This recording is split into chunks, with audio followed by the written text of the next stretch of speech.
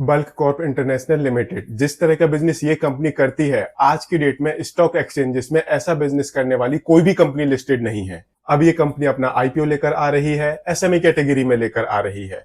जानते हैं इस कंपनी के बारे में एंड इसके आने वाले आईपीओ के बारे में। कहीं मत जाइए, चैनल को सब्सक्राइब कर लीजिए। सबसे पहले जानते हैं इस कंपनी के बारे में। बल्क कॉर्प इंटरनेशनल लिमिटेड ये कंपनी 2009 से इस बिजनेस में है। एक गुजरात बेस्ड कंपनी है एंड ये कंपनी क्या काम करती है इसको जानने के लिए सबसे बेटर होगा आप इस कंपनी की वेबसाइट ओपन करके देख लो। एंड जैसे ही आप इस कंपनी की वेबसाइट ओपन करोगे तो आपको नजर आएगा दैट ये कंपनी डिफरेंट वेराइटीज के जो पैक करने के लिए बैग्स होते हैं उनकी मैन्युफैक्चरिंग करती है। एंड बेसिकली जो ये बैग्स होते हैं इनको हम बोलते हैं जंबो बैग्स। तो ये कंपनी जंबो बैग्स बनाती है जो कि पैकिंग के लिए यूज होते हैं। जो ये जंबो बैग्स होते हैं यहाँ पर एक पर्टिकुलर कैटेगरी होती है, इसको हम बोलते हैं FIBC, means food graded intermediate bulk containers. इस पर्टिकुलर कैटेगरी में इस कंपनी की स्पेशलाइजेशन है। एंड जो ये कंपनी है, ये कंपनी अपने प्रोडक्ट्स को बनाकर इंडिया में तो कम बेचती है, इंडिया के बाहर ज्यादा बेचती है। जो इस कंपनी की टोटल रेवेन्यू है, अप्रोक्सीमेटली 68% रेवेन्यू वो एक्सपोर्ट सेल के थ्रू आता है एंड अप्रोक्सीमेटली 32% रेवेन्यू वो डोमेस्टिक सेल के थ्रू आता है। एंड ऐसे ही जो इस कंपनी की एक्सपोर्ट रेवेन्यू है, सबसे ज्यादा एक्सपोर्ट्स इस कंपनी के यूएसए से होते हैं। यूएसए से इस कंपनी की टोटल एक्सपोर्ट का अप्रोक्सीमेटली 72% आता है। ऐसे ही ये एक गुजरात बेस्ड कंपनी है एंड इस कंपनी की जो डोमेस्टिक सेल है सबसे ज्यादा वो गुजरात में ही होती है।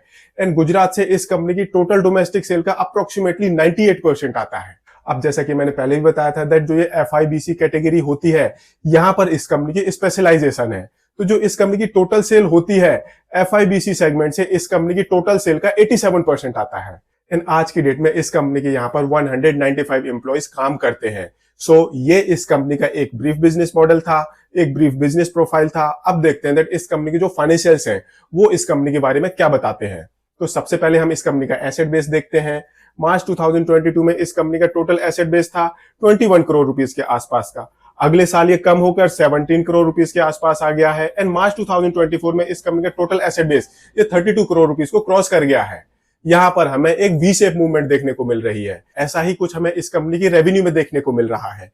मार्च 2022 में इस कंपनी की टोटल रेवेन्यू थी 49 करोड़ रुपीस के आसपास। अगले साल ये कम होकर 39 करोड़ रुपीस के आसपास आ गई है। मार्च 2024 में थोड़ा सा पिकअप किया है एंड ये 47 करोड़ रुपीस के आसपास पहुंच गई है। दैट मींस आज की डेट में भी इस कंपनी की जो रेवेन्यू है ये मार्च 2022 के लेवल पर नहीं है, उससे कम है। एंड अगर आपके एसेट फ्लक्चुएट कर रहे हैं, रेवेन्यू फ्लक्चुएट कर रही है, तो प्रॉफिट तो फ्लक्चुएट करेगा ही करेगा। तो अगर हम इस कंपनी का प्रॉफिट देखें तो मार्च 2022 में इस कंपनी ने प्रॉफिट कमाया था 1.73 करोड़ रुपीस का। अगले साल फिर इस कंपनी का प्रॉफिट कम होकर 1.2 करोड़ रुपीस के आसपास आ गया है। बट मार्च 2024 में इस कंपनी ने अच्छा खासा प्रॉफिट कमाया है एंड ये 3.5 करोड़ रुपीस को क्रॉस कर गया है। ऐसे ही अगर हम इस कंपनी के मार्जिन्स देखें तो ये कंपनी अप्रोक्सीमेटली 30% के एबिटा मार्जिन्स पर ऑपरेट कर रही है, अप्रोक्सीमेटली 8% के पैट मार्जिन्स पर ऑपरेट कर रही है। मोर देन 50% की इस कंपनी की रिटर्न ऑन इक्विटी है एंड मोर देन 40% इस कंपनी की रिटर्न ऑन कैपिटल एम्प्लॉयड है। अब जो ये एक्सपोर्ट करने वाली कंपनियां होती हैं, इनकी एक खास बात होती है दैट ये कंपनियां नॉर्मली कैश रिच कंपनियां होती हैं। एंड आज की डेट में अगर हम इस कंपनी के ऑपरेटिंग कैश फ्लो देखें तो मार्च 2022 में इस कंपनी का ऑपरेटिंग कैश फ्लो वो नेगेटिव था, वो 1.2 करोड़ रुपीस के आसपास नेगेटिव था। अगले साल पॉजिटिव हो गया है, 3.7 करोड़ रुपीस के आसपास पहुंच गया था। एंड मार्च 2024 में इस कंपनी का टोटल ऑपरेटिंग कैश फ्लो ये 1.2 करोड़ रुपीस के आसपास है, पॉजिटिव है। ऐसे ही जो ये कंपनी है, इस कंपनी की बुक्स में as of March 2024 6.35 crore rupees की बोरोइंग है। अब ये कंपनी अपना आईपीओ लेकर आ रही है। कंपनी का टोटल आईपीओ साइज है 20.78 करोड़ रुपीस का। 100 रुपीज से 105 रुपीज का प्राइस बैंड है। 1200 शेयर्स का लॉट साइज है। इस हिसाब से जो आपकी मिनिमम इन्वेस्टमेंट होगी वो होगी 1,26,000 रुपीज की। 30 जुलाई को कंपनी का आईपीओ ओपन होगा, 1 अगस्त को आईपीओ क्लोज हो जाएगा एंड 6 अगस्त को इस कंपनी की लिस्टिंग होगी। एंड इस आईपीओ के थ्रू जो भी ये पैसे इस कंपनी के पास आएंगे, इन पैसों का ये कंपनी यूज करेगी कैपिटल एक्सपेंशन के लिए, वर्किंग कैपिटल को मैनेज करने के लिए एंड कुछ पैसे यूज होंगे जनरल कॉर्पोरेट पर्पसेस के लिए, आईपीओ से रिलेटेड एक्सपेंसेस के लिए। अब क्वेश्चन आता है, क्या आपको इस कंपनी के आईपीओ को सब्सक्राइब करना चाहिए या नहीं, या फिर आपको वेट करना चाहिए? तो आप देखो, इस कंपनी का एसेट बेस बहुत छोटा है, रेवेन्यू बेस बहुत छोटा है, प्रॉफिटेबिलिटी बेस भी बहुत छोटा है एंड जो यहाँ पर हमें मूवमेंट देखने को मिल रही है ये एक किस्म से वी शेप मूवमेंट है। So based on past performance हम इस कंपनी के फ्यूचर परफॉर्मेंस को जज नहीं कर सकते। एंड जब भी आपको इस तरह के फाइनेंशियल इंडिकेटर्स नजर आए तो आपको अपना डिसीजन लेने से पहले थोड़ा सा केयरफुल हो जाना चाहिए।